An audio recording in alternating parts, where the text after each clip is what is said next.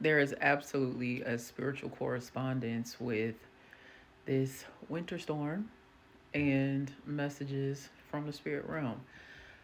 As you know, I don't believe anything is separate, and I believe that spirit is constantly trying to relay messages to us. What I think is really, really interesting, though, is when the news of this winter storm was coming, we were first told that it was a ice storm and not a winter storm, an ice storm. Today is Monday, January 26, 2026. And what I think is interesting is last year in 2025, I made a video called Back in Blood, which was a prediction for, no, it wasn't no prediction, it was a prophecy. There wasn't no prediction. It was a prophecy that if the Eagles won over the Chiefs, I think, who were playing, then you were going to see a diabolical regime rise up. And I told you that when it snowed last year, I touched the snow and it felt like ice. And the first thing that came to me, I mean, not just like a regular ice, but it felt like the iron fist. Um, and for me, that was symbolism that there was going to be warfare on this land in regards to the true indigenous spirituality and the indigenous peoples and the systems of the powers that be. And I also began that video by saying that there would be order from chaos. And so when you consider that this is an ice storm, understand what I'm saying when I say ice storm. Okay. And I think that we are now in an era of awakening, and you have to realize that ice storms are only going to get worse. And we haven't seen the beginning of this ironclad regime.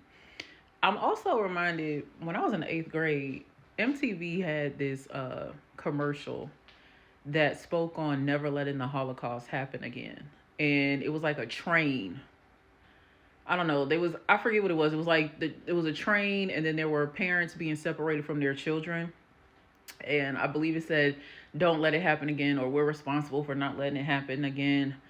And it seems so far fetched 20 years ago. What was that, 2021? I'm sorry, 2001. We know what happened in September 2001.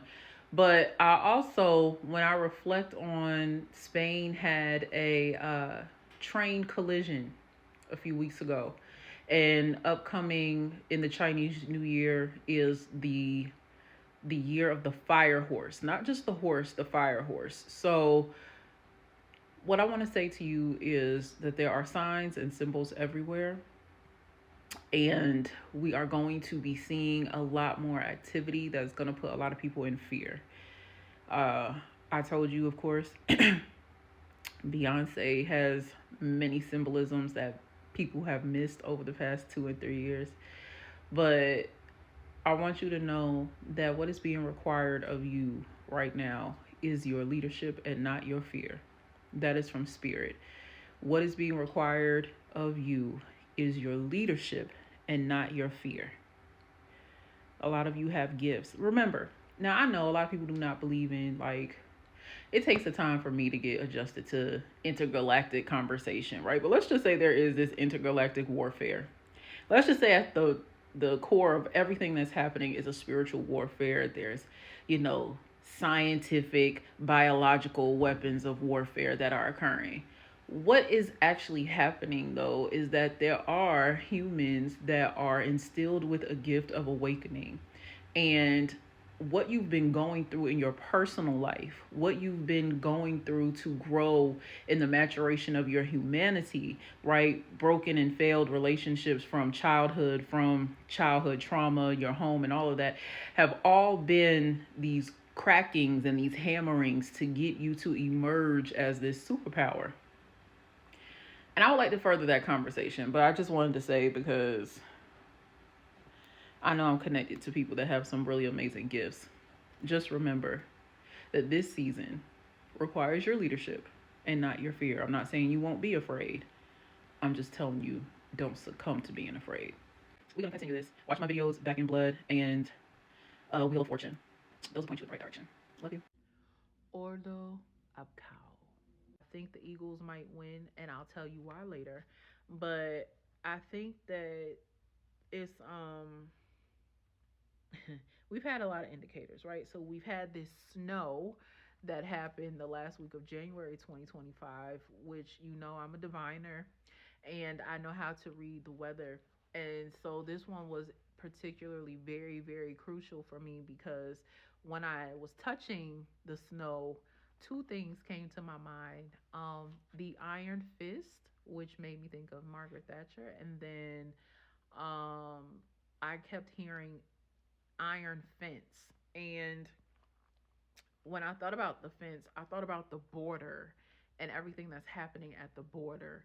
And I remember I was watching the movie Fences, and I heard someone in the movie say, a fence is not just to keep something out, but it's to keep something in.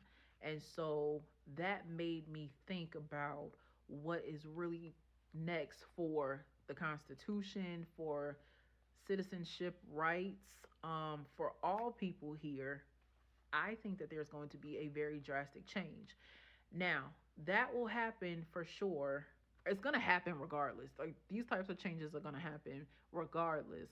But at the rate that this current administration is changing things, if the Philadelphia Eagles win, then that is going to let me know that, yeah, there's a far more sinister acceleration that's going to happen than we might actually be thinking of. Now, this spiritual warfare, this particular stage that we are in humanity, and this is again why the Super Bowl is so important, is because there were contracts made with spirits, with deities, with energies that long predate your knowledge. And the ancestors of those that we would call the colonizers, they had made deals and agreements with spirits by way of blood.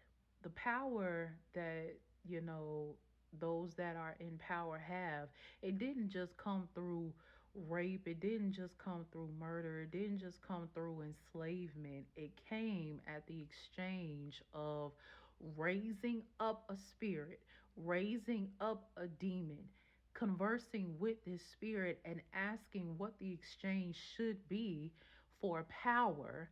And that spirit, or those legions of spirits, those pantheons of spirits, agreed that in order for there to be both liberation and enslavement, a transfer of power from one certain sect of people, excuse me, one sect of people, and the generations that would follow them would be that of blood.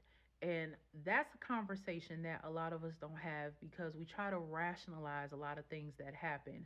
But we are in a spiritual war where demons have to be fed. They have to be fed blood. Think Little Shop of Horrors. Just feed me. You know what I mean? Like, so there are things that a lot of us are blood bought into because we are blood bound. We can't break it. Curses that have elemental magic to them, they cannot be broken simply by prayer. Eagles and the law of the natural law of God and the law of for and of the people, which would serve as the chiefs, right?